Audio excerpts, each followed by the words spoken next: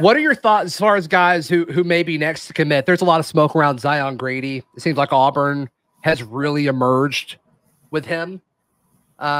Consensus top 10 player in the state, no matter where you look.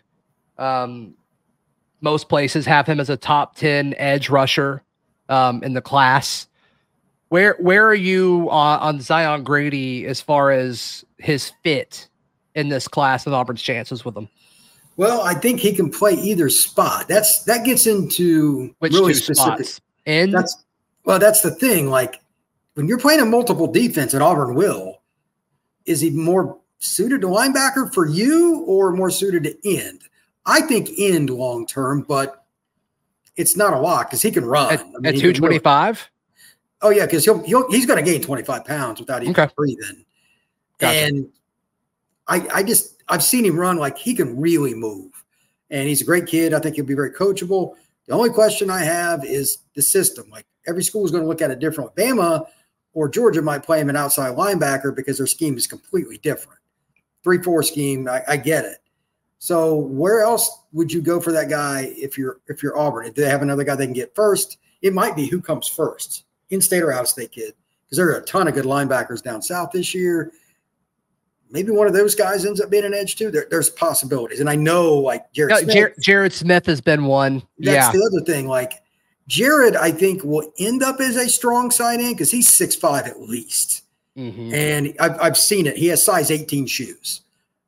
He's not going to be a 250 kid. He's going to be 275. So let's zoom out for a second. The strategy of taking another end in this class when you've already got J.J. Falk coming in, who I feel pretty good about. Now, both Smith and Grady are ranked higher than Falk. That could be level of competition. You and I have talked about that before, too. We both think J.J. Falk's a good player.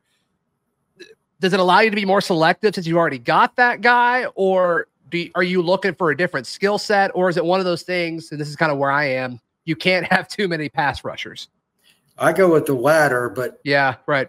Every coach looks at it differently. It's very, very internal. I don't know what Auburn's plan is, and there's always a guy that you're like, you just can't say no to.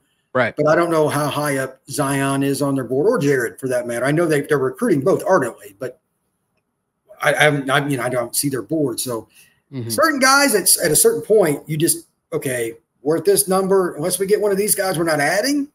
Is Zion on that? I would assume because they're still recruiting. They just had him for a visit. Yeah, I would assume so too. But I also kind of get the feeling like if you're a top in-state guy, they want you. Well, they're trying to establish it. Like they're sending a message with this class. There's no question about it. They're trying to take the easy route. I mean, why not recruit the kid that was 2 hours away instead of the kid that was 12 hours away? That's how I would do it too. Zion lives in Southern Alabama. It's not that hard for him to get there. Especially from the messaging. I mean, if you come out like on, Freeze's signing day presser, that when he comes out and talks that afternoon, and he's going to be able to say, wow, we signed 7 of the top 10 players in the state or whatever. Like they're going to take that quote, put it all over social media and really run with it. They absolutely they absolutely should. And so I think that is part of this as well. I would do the same, and I'm sure they've already started planning how to do it, because you take pictures and you combine them with all these different edits they do anyway. Then you just add a picture of you with or maybe a little video on the side of him talking about it. That's going to sell for your next class with Hezekiah Harris. It's going to sell the next class. It's going to fire up your fan base. The folks that are giving to On to Victory and the like, okay, cool.